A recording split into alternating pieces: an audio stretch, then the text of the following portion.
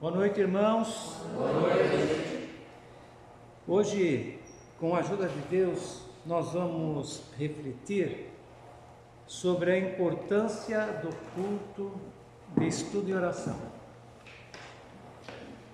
Quando eu pensei nesse tema, aparentemente parece algo assim fácil de compreender. Por que tem um culto de estudo de oração? Mas nós temos que nos aprofundar um pouquinho mais para realmente entendermos a importância desta reunião. Tanto é, irmãos, eu acredito que se todos soubessem a importância deste culto de estudo e de oração, provavelmente a igreja estaria mais cheia. Então, eu acredito que seria importante. Eu fiquei contente que sempre que eu preparo alguns estudos, irmãos, eu tenho muito temor, fico bastante preocupado que esse estudo realmente tenha uma direção de Deus, do Espírito Santo. E hoje, antes de vir para cá, eu abri o celular antes de vir, e está completando 83 anos do Círculo de Oração das Assembleias de Deus. Então, dia 6/3 se comemora o dia de oração, do Círculo de Oração. E hoje acredito que realmente nós estamos dentro desse círculo, né? Então nós vamos ver alguns exemplos de orações feitas em conjunto.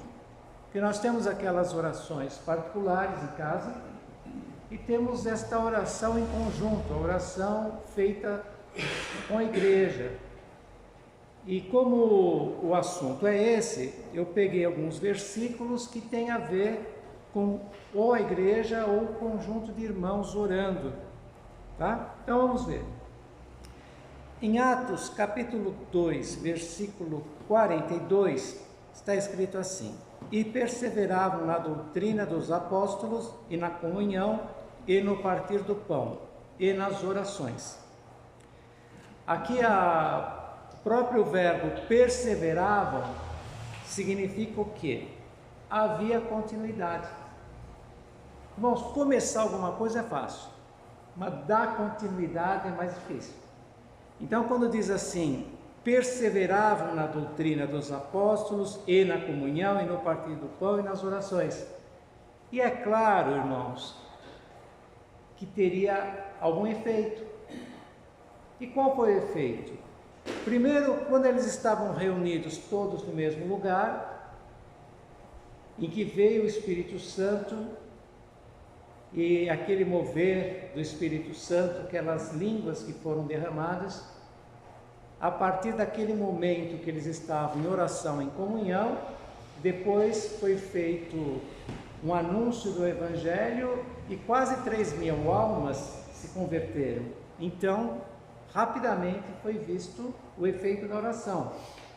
E aqui, se nós formos ver os próximos versículos, diz que eles perseveravam na oração e também oravam, e Deus estava sempre chamando mais e mais o povo para se juntar ao caminho de Deus, ao caminho de Jesus Cristo.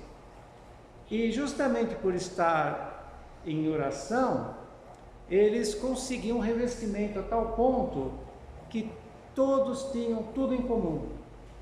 Ninguém dizia, isto aqui é meu, mas eles vendiam as propriedades, aquelas que estavam, digamos assim, em excesso, sobrando, e repartiam entre eles.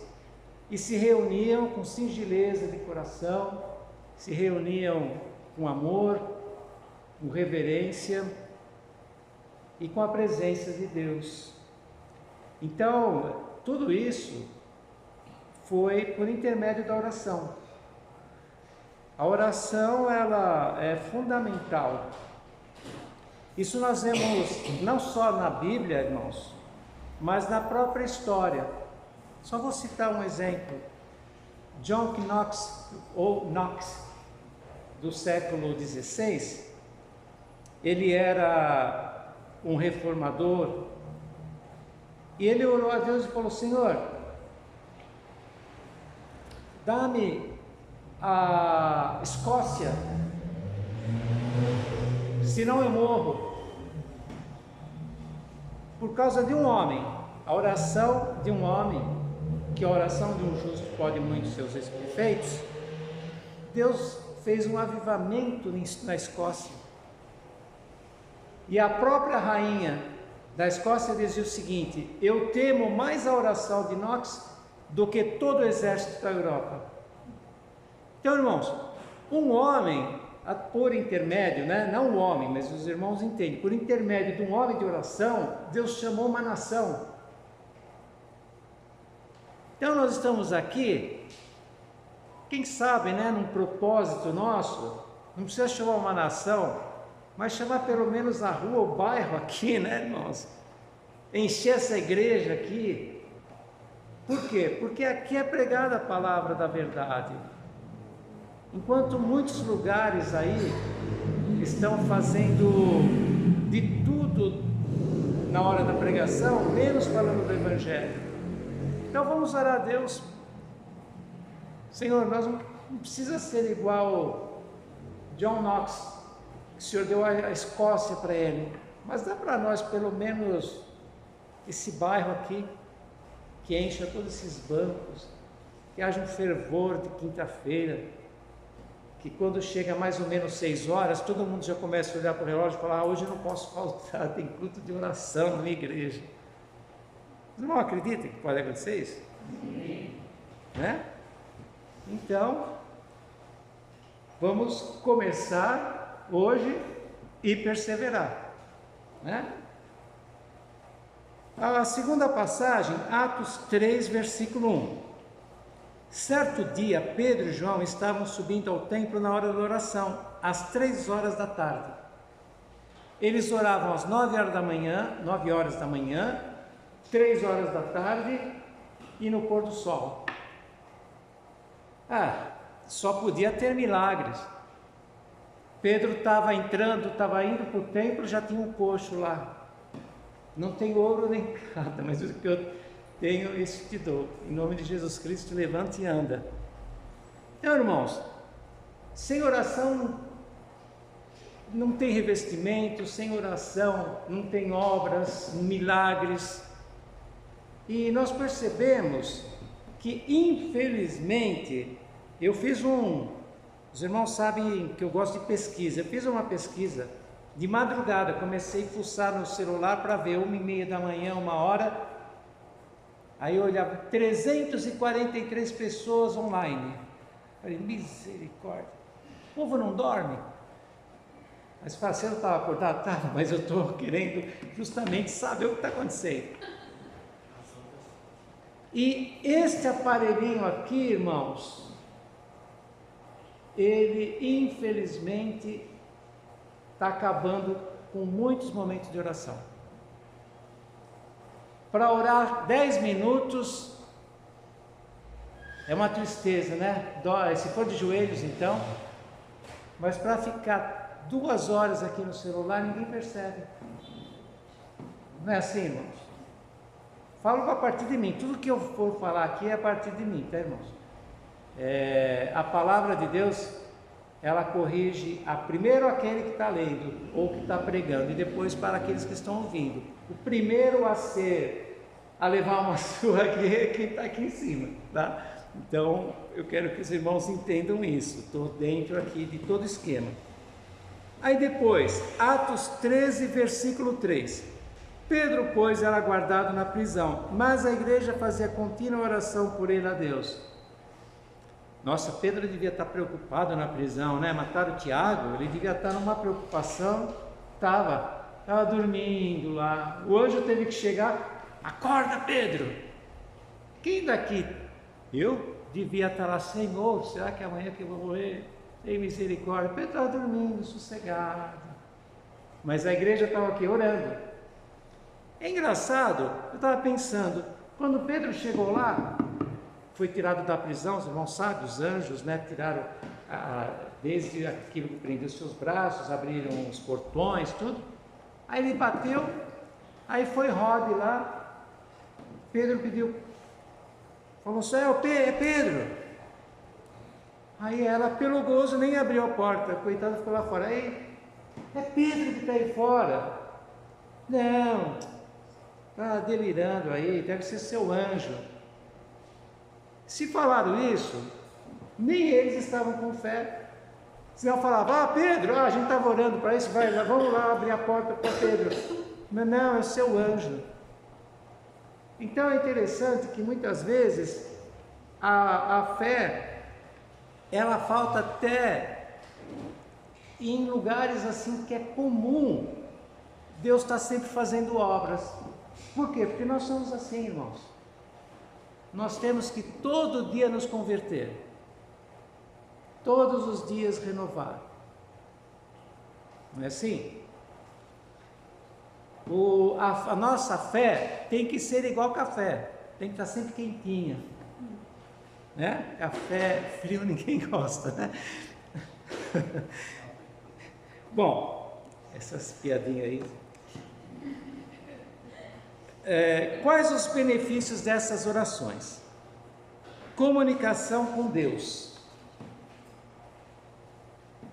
auxílio e adoração, crescimento espiritual, gratidão a Deus, apoio emocional e unidade. Quando fala crescimento espiritual, o que será crescimento espiritual? Força, coragem, fé, renovação da nossa mente, paz, tranquilidade, proteção. Então, quando nós saímos, quando nós levantamos da oração, nós temos que estar mais fortes e diferentes da maneira que nós oramos. Porque é impossível nós termos um relacionamento com Deus que não surta efeito. Então, muitas vezes a oração não vai livrar nós de certas coisas, mas vai dar força para nós. Não é que nós orando não vamos ter problemas, não vamos ter aflições. Agora estou orando. Não. Não, porque todos que querem viver piamente em Cristo Jesus padecerão perseguições. Então, sempre haverá, né, problemas na nossa vida, como há na vida de qualquer ser humano. E um crescimento espiritual também é sabedoria. Agora, vejam bem, irmãos, quando fala auxílio e adoração, a oração é uma forma de adoração. E auxílio, claro, nós estamos pedindo a Deus, nós precisamos do auxílio de Deus, nós precisamos da providência de Deus, nós precisamos do cuidado de Deus para a nossa vida. E quando fala gratidão a Deus, é nós agradecermos, estarmos sempre agradecendo, em tudo dai graças. E é difícil. Apoio emocional. Então, muitas vezes nós orando, o Senhor se faz presente na nossa oração e nós sentimos aquele apoio emocional, e não só quando estamos orando diretamente com Deus, quando estamos juntos, muitas vezes um faz um pedido, outro faz outro pedido, e nós damos apoio. E aí quando os irmãos vêm aqui, como é que está, irmãos? Melhorou? Tua filha melhorou? Teu filho? Conseguiu isso? Conseguiu aquilo? Então nós vamos, ainda não, vamos continuar orando. Então nós temos esse apoio. Nós aqui, irmãos, somos uma família. E sendo uma família, nós temos que ter uma comunhão tal que quando um sofre, outro está sofrendo, quando um se alegra, outro está se alegrando. Então juntos, unânimes, sempre procurar, da melhor forma possível, nos juntarmos para que um dê apoio para o outro. E assim, irmãos, nós vamos vencendo os dias maus. Agora, unidade. Unidade é isso que eu acabei de falar, né? Então há uma unidade entre a igreja, porque há uma comunhão, há uma unidade de pensamento, há uma unidade de projetos. Por exemplo, nós temos o ministério aí de futebol. Vem quase 100 crianças. Vamos orar a Deus para que Deus chame essas crianças, converta os corações delas, que chame seus pais, que chame seus parentes. Não vamos nos conformar, irmãos. É inadmissível nós que recebemos o Evangelho não ter aquela vontade de falar do Evangelho. Vamos convidar pessoas. Então vamos começar a orar, já para que o Senhor traga muitos desta rua, deste bairro, para que Deus converta os corações dessas crianças, para que Deus faça uma obra neles e nos seus familiares. Vamos ver frutos, irmãos, porque senão nós vamos ficar aqui assim, hoje tem culto, vamos lá. Domingo tem culto de adoração, vamos lá. E não, aquelas reuniões dos discípulos, eles viam sempre o mover de Deus. Deus estava sempre chamando o povo, Deus estava sempre fazendo obra, prodígios, maravilhas. E é o mesmo Deus. Senão nós vamos ficar aqui sempre assim, digamos, meio sofrido para vir, hoje tem o culto, ficar chato se não for, porque todo mundo me conhece. Não, aquela alegria, né, irmãos, de estarmos aqui e falar, mais um dia que com certeza Deus vai nos ouvir e Deus vai nos visitar. E como é um culto de estudo, vamos aprender da palavra de Deus. Então, quais são os benefícios do estudo bíblico? Está escrito aí: Deus quer que sejamos aprendizes de sua verdade ao longo de toda a nossa vida. Quando fala ao longo de toda a nossa vida, é porque a palavra de Deus, irmãos, os ensinamentos, eles são inúmeros, principalmente na nossa época, em que a ciência, não só a ciência, as filosofias, não só as filosofias, as vãs filosofias, faz com que muitas vezes nós não sabemos dar respostas a quem nos pede em relação à nossa fé. Pesquisas dizem que 70% dos filhos de crentes que vão para a universidade deixam o caminho do Senhor. É interessante que o reverendo Hernandes Dias Lopes, ele falou uma coisa que eu concordo. Ele disse assim: meus avós eram mais crentes que meus pais. Meus pais eram mais crentes que nós. Nós estamos sendo mais crentes que nossos filhos. E os nossos filhos? Será que vai parar em nós aqui, irmãos? Então, não só o culto de oração, peço permissão para o pastor de eu falar agora, as EBDs, irmãos. Mas o meu filho estuda, acorda cedo todos os dias, chega de domingo, dá dó de tirar ele da cama. Perdoa, irmão. Tenha dó de um dia tirar ele da prisão. Tenha dó de um dia tirar ele das drogas. Então vamos refletir sobre isso Eu falo não para simplesmente aqui para a igreja, para os irmãos, para todos os irmãos. É um clamor para que haja um despertamento. Eu trabalhei muitos anos com várias denominações que eu dava aula de música e as igrejas tinham parceria com a escola. E era comum naquela época as escolas bíblicas dominicais enchia de crianças, de adultos. Eu fiquei surpreso de ouvir de um aluno falar de uma igreja, que é uma igreja forte no Evangelho. Ele disse assim para mim: lá na minha igreja não está tendo EBD. Aí eu fiquei assim: não tem EBD? Não, porque não tem frequência. Aí onde nós vamos parar?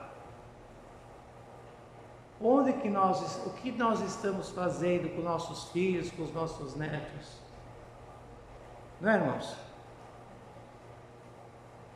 Agora, Deus quer que sejamos fiéis à verdade. Fiéis à verdade, fiéis à palavra de Deus.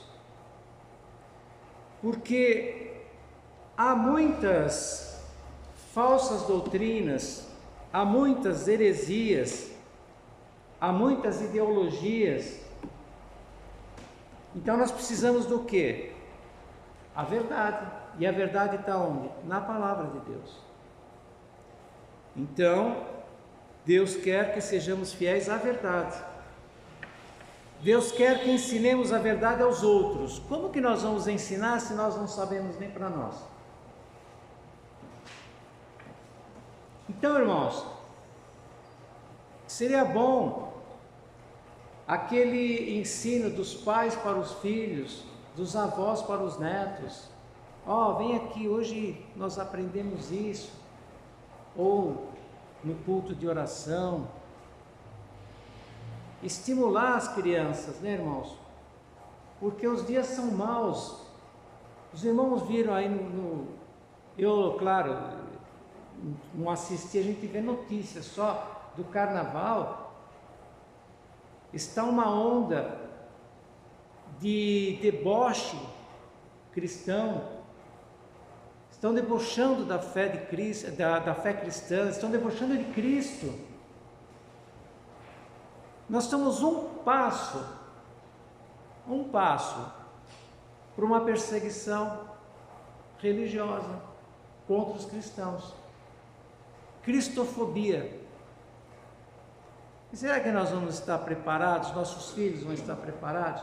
Hoje na escola, eu fiquei 6 anos sem dar aula em escola, porque eu dava aula particular. Daí depois veio a pandemia. Quando eu voltei, irmãos, eu fiquei surpreso. 6 anos fora da escola, quando eu cheguei, eu vi crianças, 6º ano, já com a visão de ideologia de gênero, já com relativismo, já que não existe verdade, já que não existe certo, não existe errado. Vocês não já pensaram numa coisa dessa? Crianças do 6º ano, às vezes, como eu dava aula de projeto de vida, e sendo uma escola cristã, eu tinha que passar os princípios cristãos. E muitos se revoltavam comigo. Teve um dia que uma menina, ela bateu boca comigo, eu só estava ouvindo que nós como professores temos que ter o domínio próprio.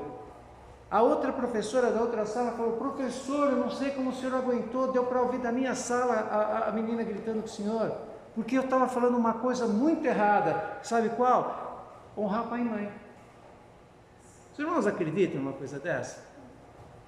A menina só faltou me bater. É uma coisa assim. E é uma escola cristã.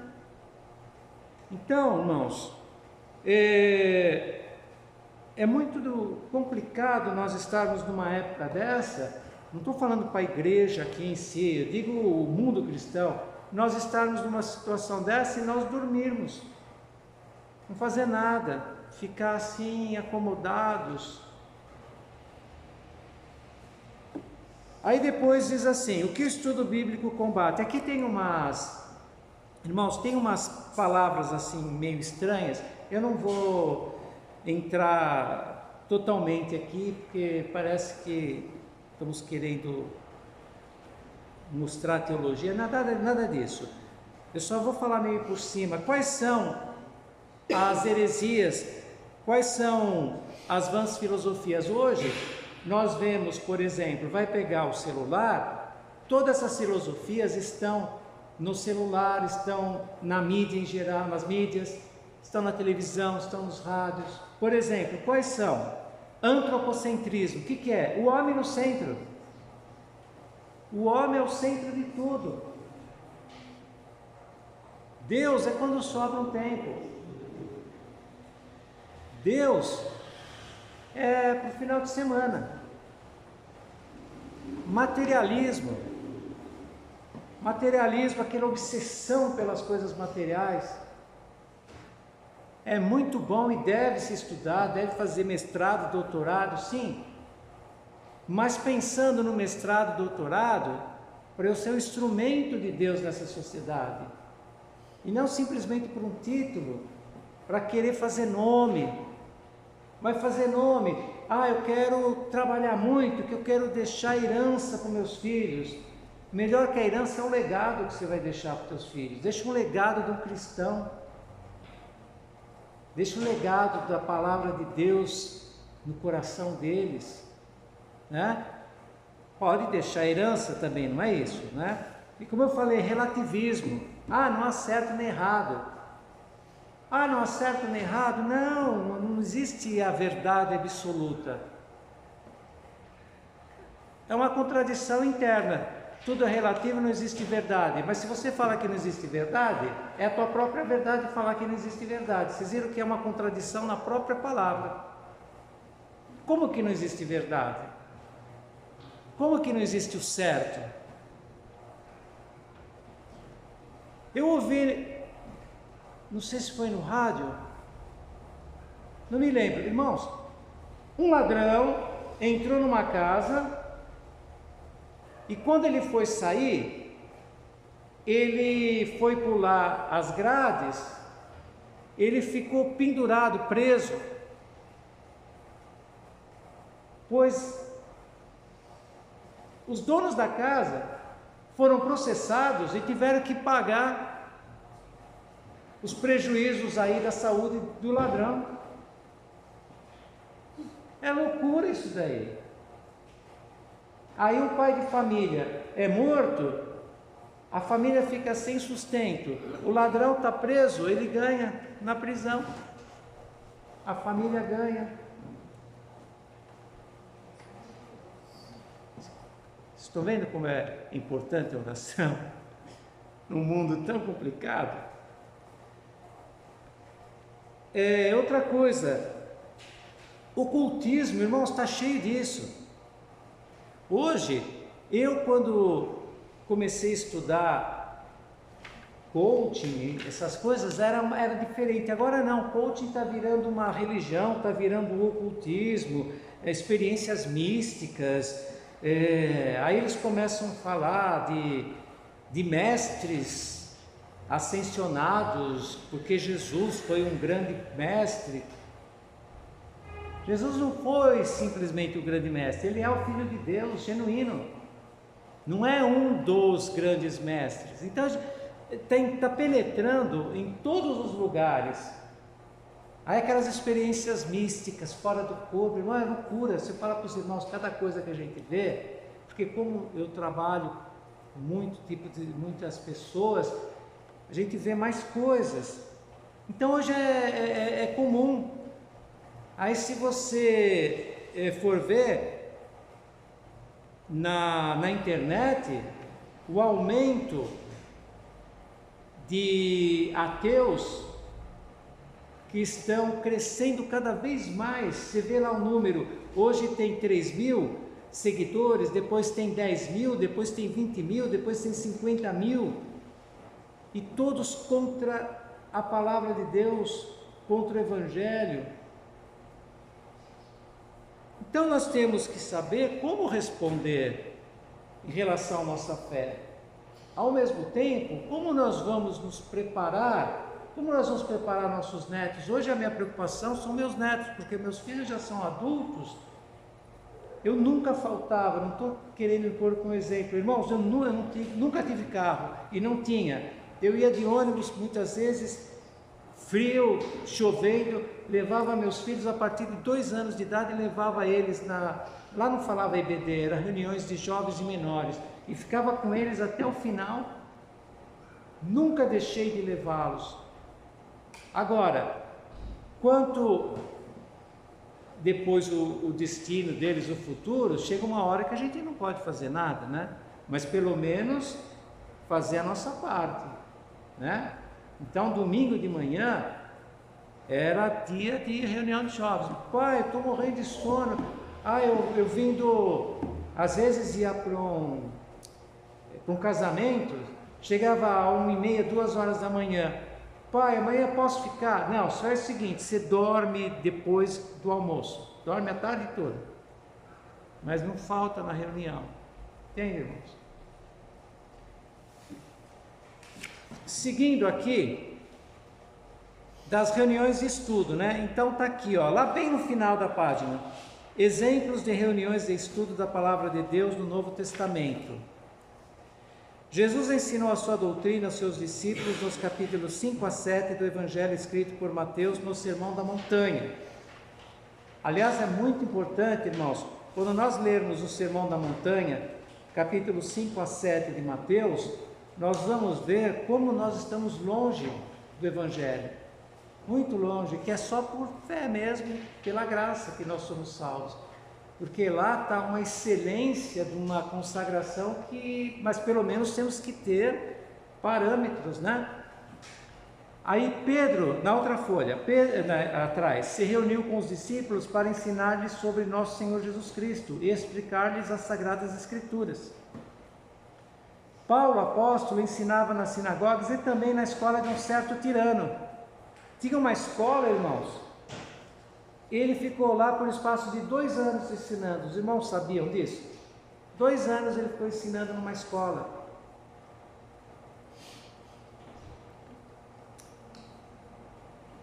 Para concluir, irmãos, por causa do horário, eu vou ler a conclusão. E aí eu gostaria, pastor André, que o irmão, se tiver alguma correção, ou se o irmão quer completar alguma coisa, eu gostaria que o irmão viesse aqui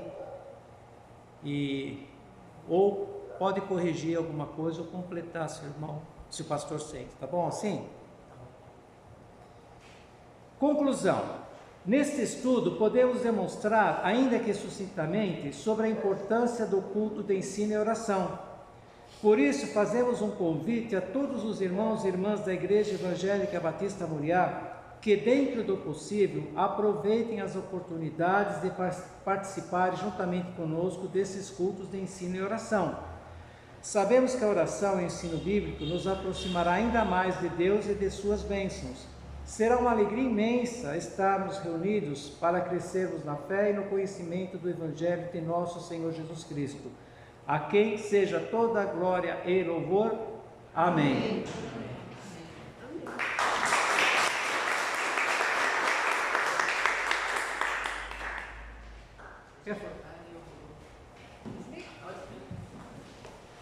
Se o pastor quiser fazer alguma coisa.